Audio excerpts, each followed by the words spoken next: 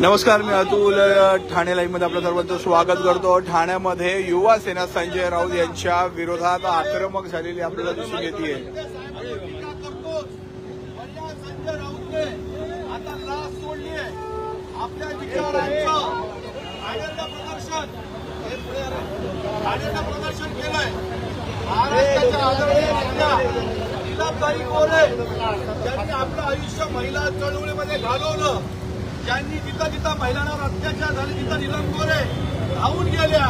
पण अशा आदरणीय महिला नीलमताई गोरे या महिला आहेत आणि त्यांनी जे दिल्लीमध्ये काही वक्तव्य केलं त्या वक्तव्याला विचाराने उत्तर देण्याऐवजी या संजय राऊतने अतिशय खालच्या पातळीवर जाऊन नीलमताई गोरे यांना अपशब्द वापरले. म्हणजे एका महिलेचा अपमान नाही, हा या पृथ्वीवरच्या तमाम महिला जातीचा महिला वर्गाचा अपमान आहे. आणि रोज सकाळी उठून हा संजय राऊत जे बडबड करतो त्यांच्या मेंदूमध्ये विचारांची घाण साचलेली आहे आणि ही घाण बाहेर काढण्याचं काम आज युवा सेना करणार आहे.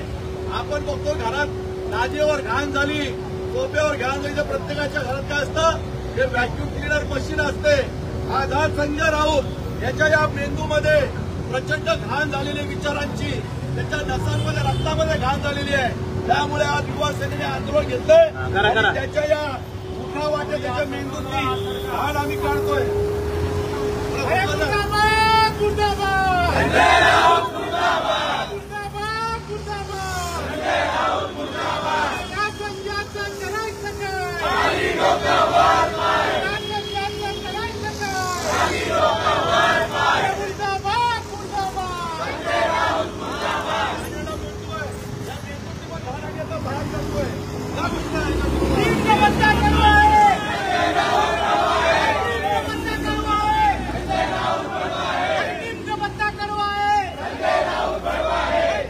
अरे तू फोन काय, तुझा फोनचा फोटो काढू मी?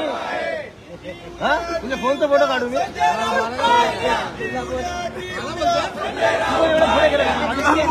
फोनचे फोटो काढायचे आम्ही.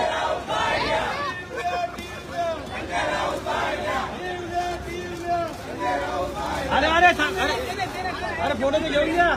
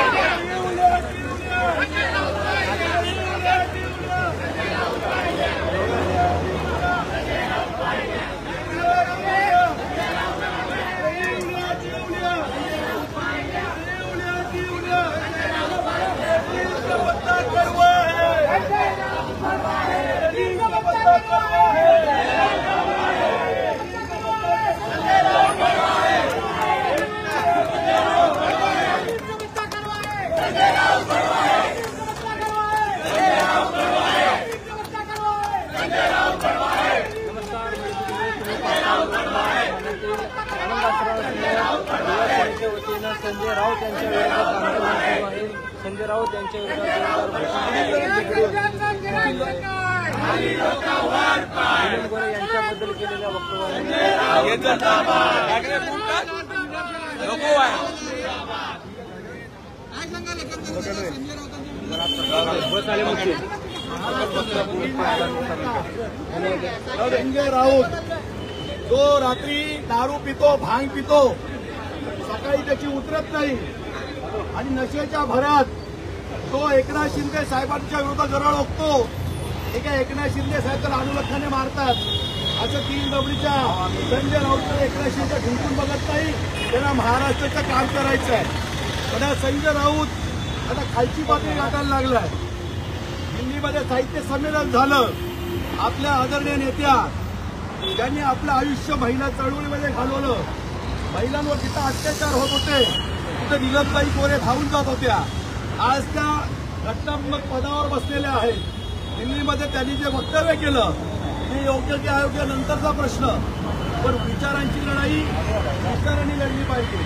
संजय राऊत स्वतःला संपादक म्हणवतो, पण या संजय राऊतच्या त्या तोंडातून, सडक्या मेंदूतून घाणेरडे विचार आले. नीलमताईंच्या विरोधात त्यांनी अपशब्द वापरले. हे फक्त नीलमताईंना नाही तर संपूर्ण महिला जातीचा अपमान आहे. त्यामुळे आज पुण्याची सरनाई युवासेनेचे कार्याध्यक्ष आहे, स्वतः युवासेनेचा मुख्य सचिव राहुल लोंढे आहे, नितीन आहे, विराज आहे, तू आहे, ऋषिकेश आहे, पूजा आहे, श्रद्धा आहे, सगळे कार्यकर्ते आज ठाण्यामध्ये जमले युवासेनेचे. संजय राऊत हा आता वैफल्यग्रस्त झालेला आहे. आम्हाला वाटतं तो पृथ्वीवरचा नाही, कुठल्या परग्रहावरून आलेला माणूस आहे, एलियन आहे.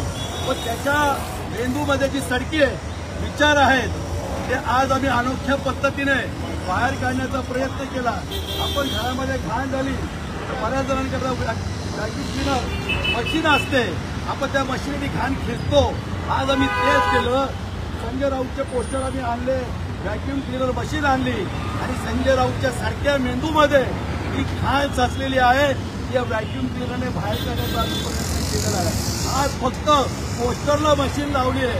उद्या जर संजय राऊत सुधारला नाही तर ही पोस्टरवरची मशीन डायरेक्ट त्याच्या डोक्याला लावल्याशिवाय युवासेना स्वस्त बसणार नाही, हा इशारा आम्ही देतोय. आमचे नेते आदरणीय एकनाथ शिंदे साहेब हे प्रचंड संयमी नेते आहेत, महाराष्ट्राचं काम करणारे आहेत, जनतेसाठी 24 तास उपलब्ध असणारे नेते आहेत. पण कुठला तरी संजय राऊत टिंपाट पत्रकार, आम्ही पण पत्रकारिता केली पण टिंपाट पत्रकार, त्याला बोलायची शुद्ध नाही, कशी भाषा वापरायची, कशा शब्द वापरायची याची अक्कल नाही. अक्कल काढण्याचं काम युवासेना निश्चितपणे करेल. आज व्हॅक्यूम क्लिनर मशीन त्याच्या पोस्टरला लावली आहे. उद्या जर अशीच वायफळ बडबड केली, असंच एकनाथ शिंदे साहेबांना त्रास दिला किंवा कुठल्याही महिला जातीचा अपमान केला तर भांडूच्या घरावर युवासेना घराण्याची आम्हाला नाही, हा इशारा आम्ही देतो.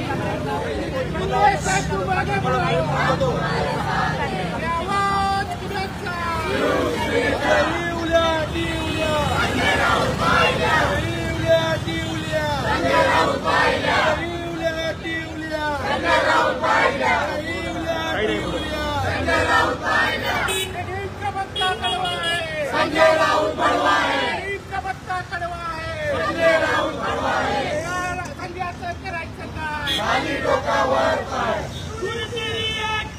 संजय राऊत